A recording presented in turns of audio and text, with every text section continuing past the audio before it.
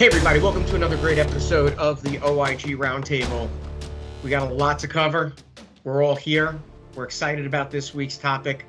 As always, I am joined by my three compadres, Jaysen Eisengrine, retired senior executive from our OIG days, retired UPIC West director, and now our special director in charge of special projects over here, wearing a collared shirt. I like that.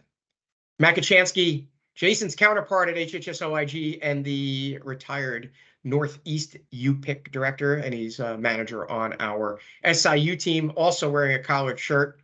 Apparently there was a memo amongst the old gray guys. Wade apparently doesn't meet that because he's below 60. Wade, like me, wearing a t-shirt. Wade McFall, retired assistant special agent in charge from the LA office and a member of our SIU investigative team. And as always, I'm still Eric Rubenstein, Senior Director of Litigation, Fraud, Waste, and Abuse here at Advize. Wade and I got the same memo, so we're wearing the t-shirts. We got a lot to cover today. So the big thing we want to talk about is there is a lawsuit that has been filed against, I believe it's 4 payers.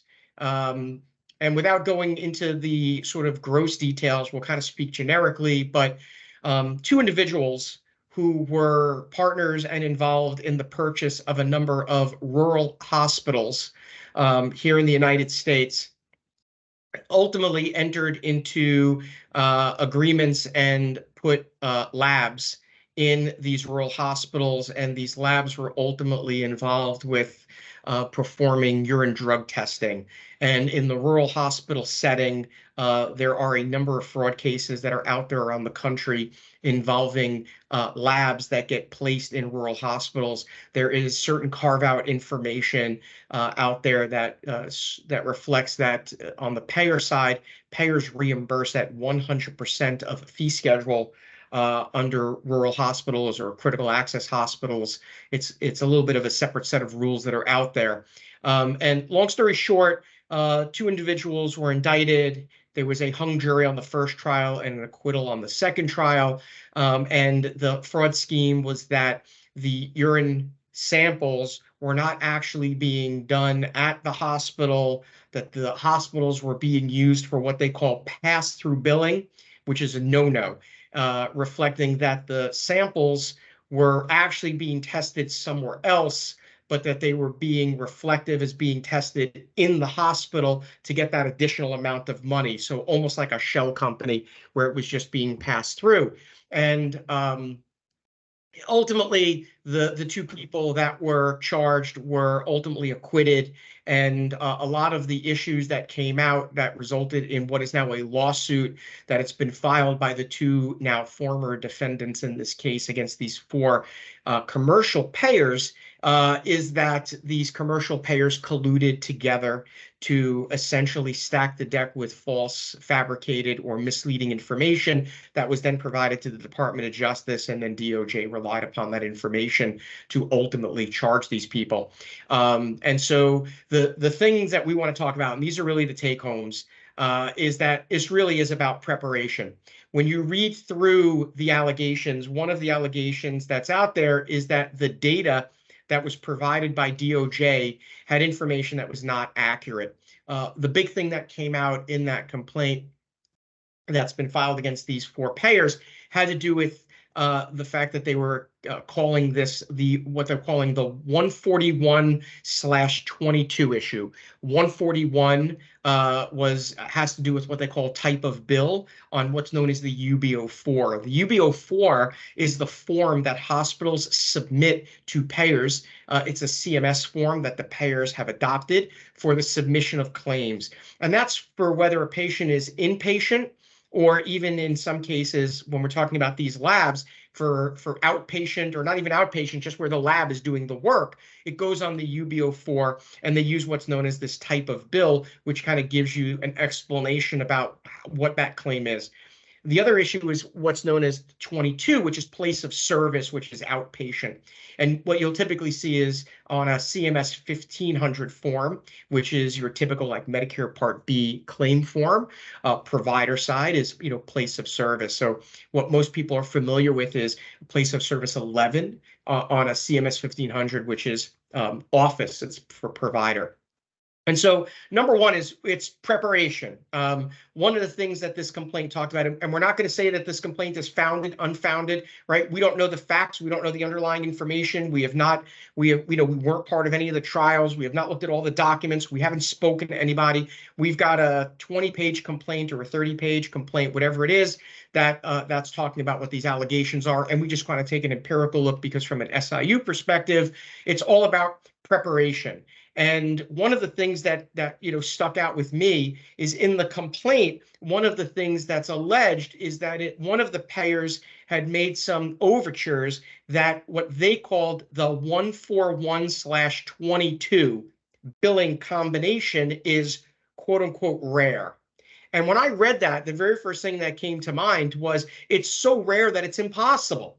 Because 141, which is a 3-digit code, and wait, I'm going to turn to you because it's actually a 4-digit code. They take off one of the digits, but the 141 issue is a code that's relegated only to UB04s.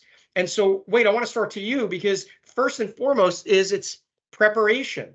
You got this complaint, and the very first thing that you did was you went online and you did some research about what does 141 stand for. And it turns out that in your basic research, you identified that type of bill 141 has a bunch of different meanings that would have probably provided some clarity to this, right?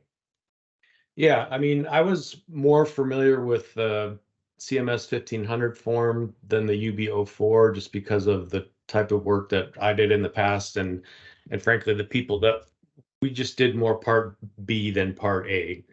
I had some agents work in Part A, but again, less familiar with the UB04. So I did a little bit of research. I mean, just on the face of it, I knew that place of service 22, I understood what that was, and I knew that 141 basically is saying that the patient is not physically at the hospital and basically that the specimen was submitted to the hospital and not the actual patient. But I wanted to find out a little bit more because I was unfamiliar with what the 141 was. And I found out, as you said, it's actually a 4-digit code. The leading digit is a 0 that they drop. So we look at it as a 3-digit code, but so what's technically the second digit, but we'll call it the first digit. The 1 is for the type of facility, and the 1 in 141 means that it's a hospital. 2 is like a SNF. There's different options, but in this case, a 141 is a hospital. The second digit is the type of care, and the 4 was I forget what it was offhand, but the last digit was the sequence of care or the sequence of the bill. So even in looking at that, the 1 is obviously it's a hospital claim, but even getting back to the sequence of the bill, a 4 doesn't necessarily, it's not apparent that the 4 means that the patient was not at the hospital and it was only the specimen or the what they were testing in the lab. So it's a little bit confusing, and even looking it up, I mean, I would do a little bit more research and it probably makes more sense, but the 3-digit code 141, knowing that what it means, but looking at the actual digits, it's not really that clear on what each digit represents. Right. But so the point, though, is that and when you look at the place of service 22, place of service 22 is outpatient hospital. So if you actually looked at the 141, it's actually inconsistent with 22, right? There's a consistency issue. But, what boggled my mind is you read this complaint and, we talk about this a lot. And when we're talking about SIU and process improvement, it's understand your data and understand and know your policies, right? That's your initial triaging and vetting. You did the first thing that one would consider doing, which is what does 141 mean? What does 22 mean? How do these two interact with each other? For me, I was familiar with type of bill, not necessarily 141, but I was familiar with the UB04 and what they call TOB type of bill because I've worked some Part A stuff. But here at Advize, about a year ago, we did a project for a large university-based healthcare system, and they had labs within that university healthcare system and received samples from outside sources.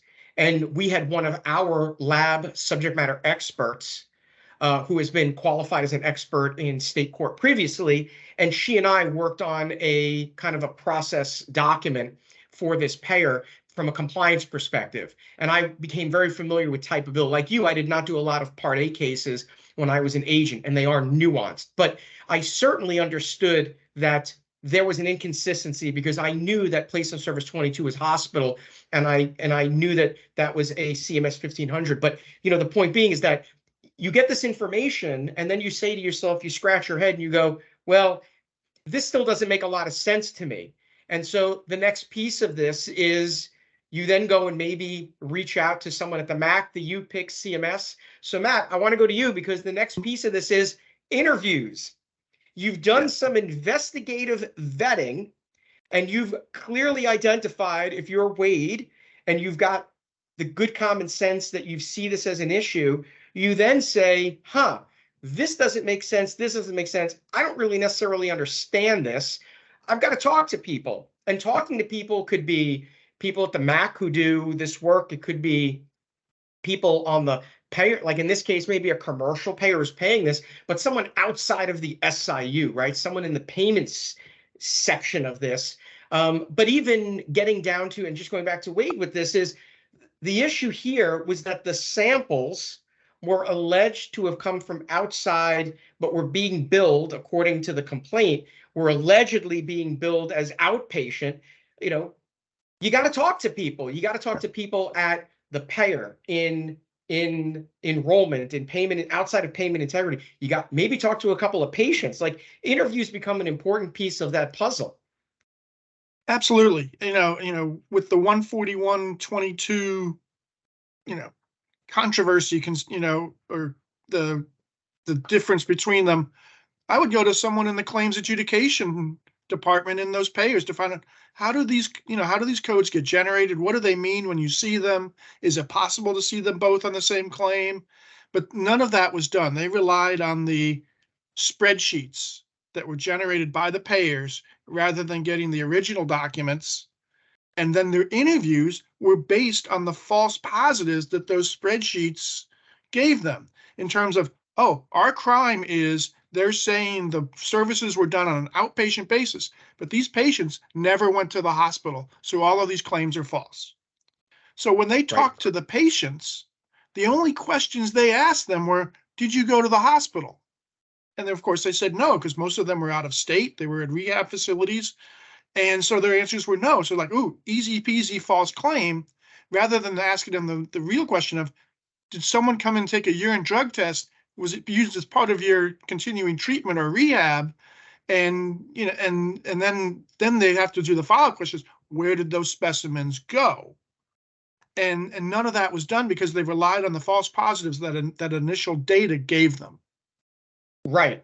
I mean, and part of that would have been something as simple as you talk to the patient and the patient says, well, I'm a recovering addict. I go to this place.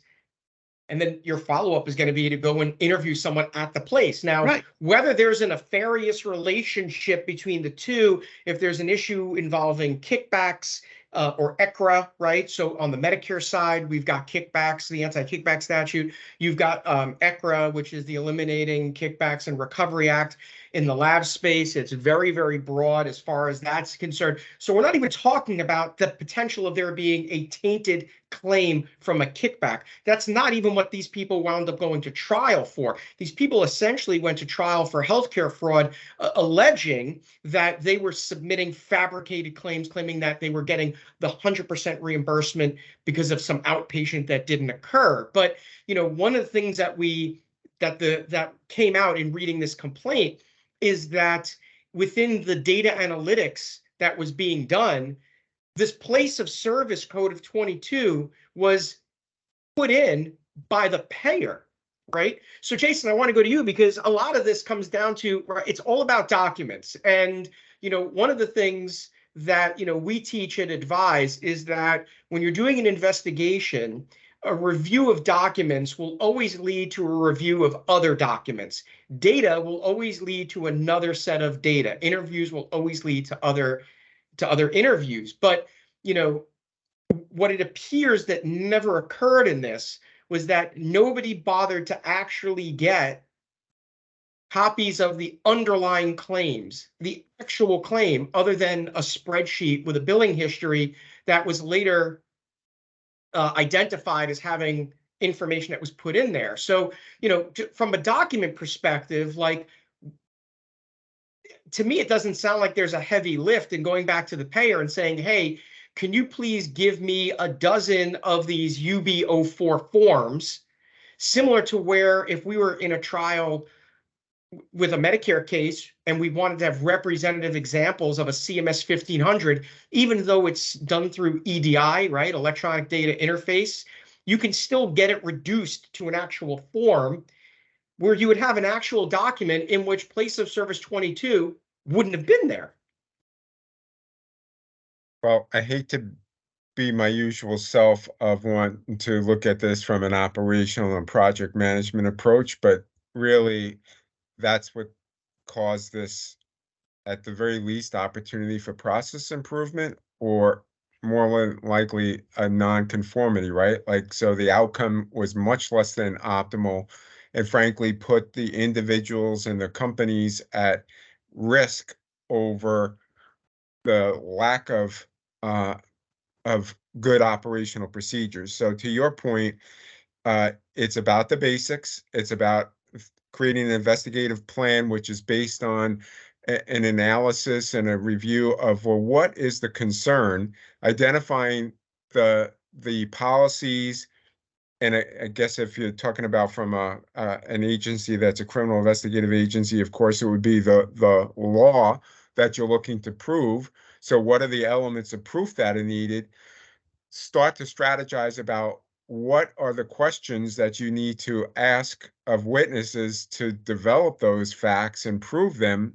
And then along the way, there should be project manager, so a supervisor, an ASAC, somebody who is voir diring the situation and making sure that the case is on track to a successful conclusion. Because I think when the four of us read this complaint, there was so many failures at the most basic level that it's really a travesty of justice when you get down to it, as it turns out. And I feel, I don't know, I guess I feel bad for the people involved, but I really think that it's, what Advize is focusing on now, where we do a lot about improving SIU production, it's training, and also, again, the operational analysis. What's interesting to me, I shared this complaint with our lab expert, and she really is like tip of the spear. The things that she knows are really unbelievable. And she said it was like watching a Netflix show where it's 3 a.m. and you're 7 episodes in and the season ends and you're like, I just got one more. I got to watch one more. She said she just couldn't put it down. And she said within the first couple of pages, she realized where this was going and said, I can't believe that it went this way, that understanding lab processes from a billing and coding perspective, she said it was apparent that there were some things that didn't make a lot of sense. The thing that was interesting is that the way that the 4 payers all wound up being part of this lawsuit is that there actually was collaboration. And there was collaboration through a well-known program. And what it appears is that one of the payers provided this information that had flaws in it, and the other payers jumped on that information because it was being shared in a collaborative effort. And that really gets back to that you've got to, maybe be careful about what you wish for, because here is an instance in which we talk incessantly about the collaborative positive effects or the positive effects of collaboration. And here's an example where the one thing that we talk about wound up having what appears to be, because this is all alleged, right? So we're just looking at this as outsiders, is the negative implications of that collaboration was that you had collaboration that went on as the result of there being information sharing sessions that went on through a well-known collaborative system. Actually, two, now that I'm thinking about it, two different collaborative systems or organizations in which there was a failure. And the fact is that had there been some basic background analyses done on this, like I said, when I shared this with our lab subject matter expert, she immediately came back and said, here are the issues that I see. And the very first one that she brought up was, she's the one who said the fact that they used 141/22 as being rare, and I said to her, I don't, I said, I don't rare is, it's impossible. And she said, right. She said, it's two different sets of codes on two different types of claim forms. The two never meet. And so she said, the fact that anybody was looking at this and no one bothered to highlight that as an issue is the one thing that was really, in her mind, it was the house of cards. That if you were able to just resolve that, most of these other things might have fallen at the wayside. Now, that doesn't mean that there might not have been some other arrangement that wasn't part of this, right? If there was an ECRA issue, if there was an anti-kickback issue out there, right? That's not part of this metric. The metric is strictly, and they weren't charged with that. They weren't charged with violation of ECRA. They weren't charged with violating the anti-kickback statute. They were charged with healthcare fraud, and I think there was a wire fraud in there or something. But it was really relegated down to this argument that the urine samples were being allegedly processed at the hospital lab as outpatient, which would have gotten them that 100%, but it was really not an outpatient. And so, wait, I want to go ahead, Jay. One quick follow-up too is, so when I was speaking to someone just at a really high level about this the other day, and the person worked in a job similar to where we came from, so, well, clearly the ASAC in this situation wasn't doing his or her job because, this should have been caught in the file review or something like that. And I said, the reality is, excuses are plentiful. The bottom line is, as a professional investigator, even if you have a retired in place or a missing in action ASAC for whatever reason, you still have an obligation then as a professional investigator to challenge what it is that you're doing and finding. So using a peer to review what you're doing and give me your thoughts, that's the type of collaboration that frankly has to exist in an investigative team. Yeah, I mean, that's an important point. And I think to think, when Wade was an ASAC, and Wade, I want to go back to you. You're as good as you may have been and as good as you are, and as good as we may all think we are, we're not omnipotent. I mean, you readily said you didn't work a lot of Part A cases. I know I worked on very few in my career, and Jaysen and Matt, you may have had more exposure to Part A at the UPIC than you did when you were an agent. I think that Part A cases are an area of weakness in the OIG and on the MAC and UPIC side. I think that there's, those are high dollar, but, this is, go back to you, Wade, because you weren't really all that familiar with UB04s. I was tangentially familiar with them.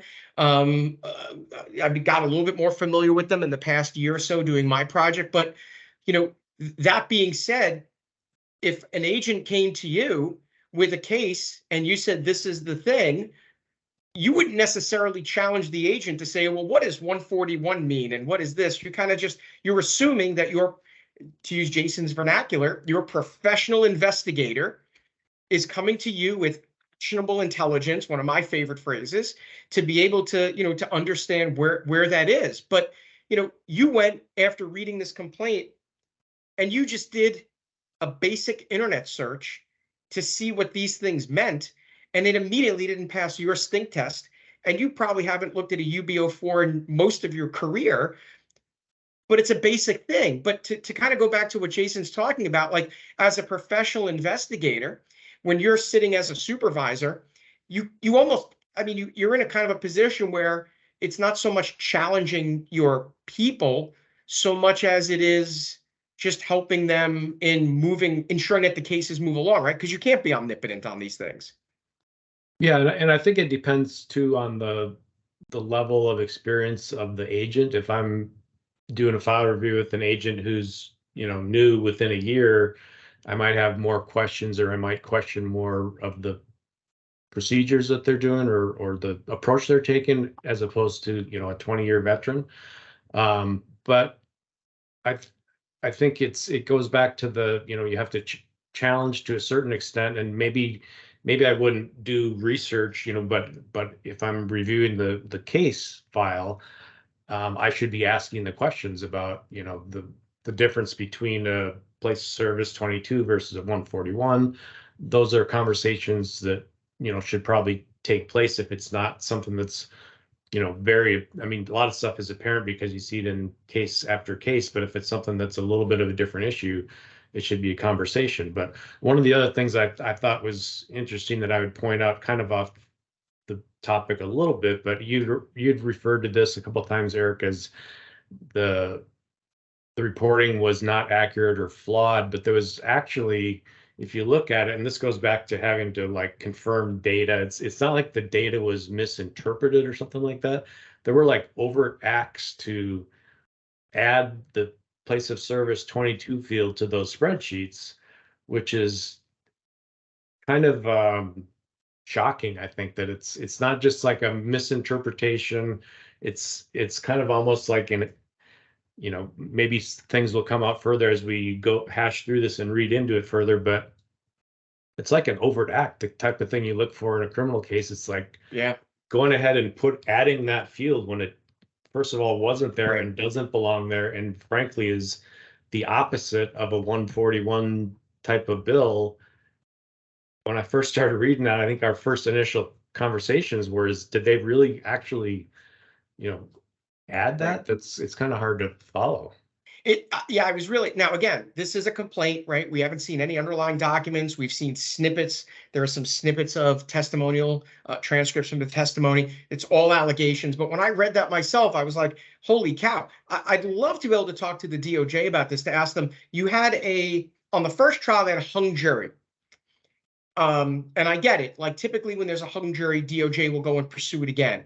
But it did come out in the first trial that place of service 22 was an appended column, and it's like, holy cow, right? I mean, it was an amazing thing for me to see that. So, Matt, we're running out of time. I want to give you the last lick on this, because you've done, you read through it. We've talked about this. I mean, this has been like the topic of conversation for us for the past week.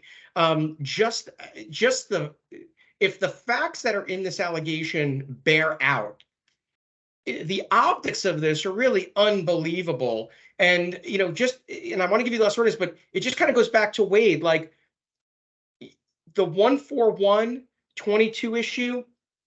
You got to go back to people and say, what does this mean? And ultimately, if they've adopted codes that CMS uses, why wouldn't you want to go to the source, right? So I want to go to you for the final word and some comments on that.